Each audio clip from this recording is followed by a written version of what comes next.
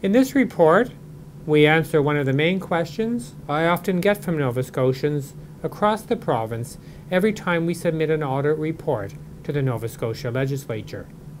The question people most often ask me is what happens after you complete an audit with recommendations and the government's promises to take actions to address your recommendations. Your question is at the heart of what the Auditor General Act and my office were put in place to do: conduct audits and issue reports and recommendations that can make a significant contribution to enhance both accountability and performance in the provincial public sector. To answer this question, we produce an annual report on what has happened after each audit. We call it our annual follow-up report, and typically it comes out in March. Our approach is simple. We do the audits, and then 2 years later, we go back to see if the changes we recommended, and that in fact the audited organizations agree to implement, were done, and done completely. At the same time, we also look at the recommendations from 3 years ago and report both years' results to the legislature. Our follow-up reports are a tool that we provide to the legislature to let both members of the Nova Scotia legislature and the people of Nova Scotia know how government is doing at following through with actions that will protect the interests of Nova Scotians. For this 2019 follow-up report, we followed up on 16 performance audits completed in the calendar years 2015 and 2016. In those 16 audits, we made 113 recommendations, and the government accepted all but one and promised actions to address these recommendations. This report answers two questions: how many recommendations were completed, and how many have not yet been completed at the 2 and 3 year marks. There are three key messages in this follow-up report that those holding government accountable could consider. First, for all of the 16 performance audits conducted in 2015 and 2016, and the 113 recommendations in those audits, we found that 71% of these have now been completed. This is a decrease from the 75% rate we reported in our 2018 follow-up report. This also falls short of what I think is a reasonable target of 80% completion. Second, it is important to look at 2015 and 2016 separately, as the results are very different and should raise some concerns and questions for those using our report to hold government accountable.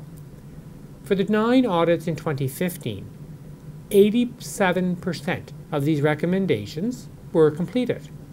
However, for the 7 audits in 2016, only 46% of these recommendations have been completed to date.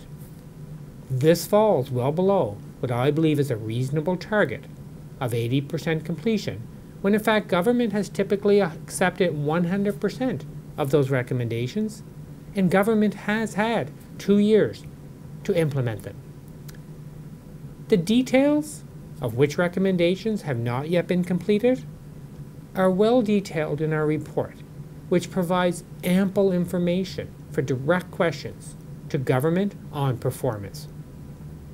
Areas where recommendations have not been completed include audit recommendations related to the licensing and inspection of childcare centres, for example, to the management of Nova Scotia's critical infrastructure as another example, to managing health and safety risks at homes for special care, and finally, management of species at risk, such as the mainland moose. Those are some of the examples.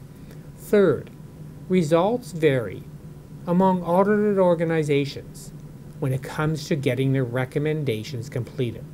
For example, 9 organizations we audited completed over 80% of their recommendations, and this I believe is solid performance. However, there are also 9 organizations that completed less than 80% of their promised actions to our audit recommendations. This really should help Nova Scotians focus on asking government and these organizations why they have this lower level of performance, what risks remain as a result, and when and how will they complete all of their outstanding promises. It is worth mentioning that the 9 organizations with less than 80% completion are the following departments: Community Services, Education and Early Childhood Development, Fisheries and Aquaculture, Health and Wellness, and Lands and Forestry. Also, the Conseil Scolaire Acadien Provincial and the Emergency Management Office, the Nova Scotia Health Authority, and the Office of Aboriginal Affairs. This follow-up report provides a clear and simple accounting of where and how well government has performed when it comes to completing the actions it promised to take to improve government for the benefit of the people it serves, the people of Nova Scotia. Our message in this report is clear. There are many organizations that are in fact completing their actions to address audit recommendations. However, there is just as many that are not, and this should concern members of the legislature and the people of Nova Scotia.